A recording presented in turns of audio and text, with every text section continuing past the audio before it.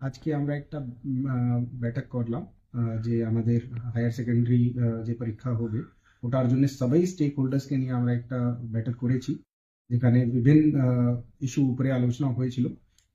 আমাদের চেষ্টা একটাই আছে কি পরীক্ষা স্মুথলি হয়ে যাবে আর কোনো স্টুডেন্টকে কোনো রকম সমস্যা হবে না, এটা আমরা চেষ্টা করব।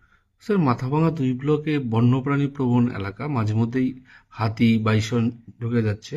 সেক্ষেত্রে পরীক্ষার্থীদের পরীক্ষা কেন্দ্রে পৌঁছে দিতে কি কি বাড়তি ব্যবস্থা নেওয়া হচ্ছে? ওটার জন্য আলোচনা হলো ফরেস্ট সঙ্গে, পুলিশ সঙ্গে আর ট্রাফিক সঙ্গে, আমাদের ট্রান্সপোর্ট ডিপার্টমেন্ট সঙ্গে।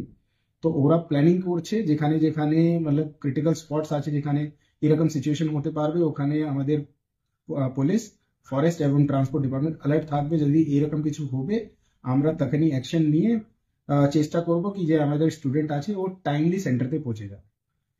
ঠিক আছে।